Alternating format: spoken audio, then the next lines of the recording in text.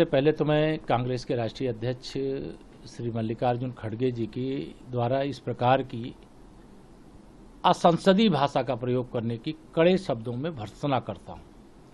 लेकिन कांग्रेस की डिक्शनरी में जितनी भी गालियां होती हैं, जितने भी अपशब्द होते हैं, बारी बारी से उनके सभी नेताओं ने, चाहे श्री मल्लिकार्जुन खड़गे जी हों, चाहे श्री राहुल गांधी हों, चाहे श्रीमती सोनिया गांधी रही हों, चाहे उनके अन्य नेता रहे हों, उन्होंने हर वह गाली दी है, वह हर अपशब्दों का प्रयोग किया है जो सभ्य समाज में, राजनीतिक जीवन में अशोभनीय होता है। आज जिस प्रकार से माननीय प्रधानमंत्री जी के प्रति शब्दों का प्रयोग किया गया, पूरा देश इससे गुस्से में है। इसके पहले उन्होंने केरल में भी इसी प्रकार की बयानबाजी की थी, राष्ट्रीय स्वयंसेवक संघ को लेकर के, भारतीय जनता पार्टी को लेकर के।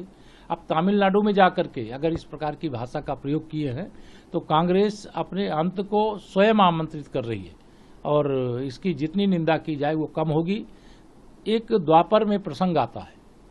भगवान श्री कृष्ण को गालियां देने का सबसे ज्यादा काम जिसने किया था वह शिशुपाल नाम का व्यक्ति था और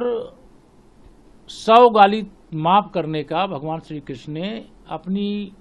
बुआ को वचन दिया था, जो शिशुपाल की माता जी थी, वचन दिया था कि अगर 100 गाली तक देगा तो मैं इसे माफ कर दूंगा, लेकिन 100 के बाद माफ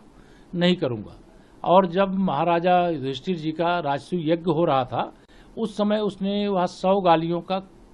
क्रम पूरा किया और जब 100 गाली पूरी हो गई तो भगवान श्री कृष्ण का सुदर्शन चक्र चला था और शिशुपाल का वध हुआ था। कांग्रेस का मैं हत्या करने की बात हम इस समय नहीं कर सकते, उस समय की परिस्थिति, लेकिन कांग्रेस का राजनीतिक रूप से देश की जनता जरूर वध करेगी, क्योंकि माननीय नरेंद्र मोदी जी भारत के प्रधानमंत्री तो हैं ही, लेकिन देश के 150 करोड़ लोगों का नेतृत्व तो करते हैं और उनका अनादर करना, उनका अपमान करना, उनके बारे में गाली शब्द का प्रयोग करना, उनके लिए आतंकवादी शब्द का प्रयोग करना, यह किसी भी राजनीतिक दल के द्वारा सबसे अब तक का प्रयोग किया जाने वाला घटिया, घिनौना और बदतमीजीपूर्ण शब्द है। इसलिए इस शब्द को वापस लें, देश से माफी मांगे और इस प्रकार की भाषा बोलना बंद करें।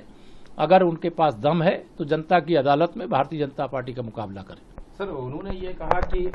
मैंने तो ये कहा ही नहीं, मैंने आतंकी शब्द नहीं कहा, मैंने ये कहा कि वो अपने बयानों से लोगों को आतंकित करते हैं, ईडी सीबीआई से लोगों को डराते हैं, मैंने आतंकवादी नहीं कहा। गिरगिट की तरह रंग बदलने का काम कांग्रेसियों के द्वारा करने की आदत है। सच को स्वीकार करें। वो मीडिया के पास भी और सोशल मीडिया के पास भी उनके द्वारा क्या कहा गया है वह उपलब्ध है और इस प्रकार के शब्दों का प्रयोग करने के बाद भागने की जगह वो देश से माफी मांगे, माननीय प्रधानमंत्री जी से माफी मांगे और अगर वो माफी नहीं मांगेंगे तो पूरा देश उनका विरोध करेगा, कांग्रेस पार्टी का विरोध करेगा।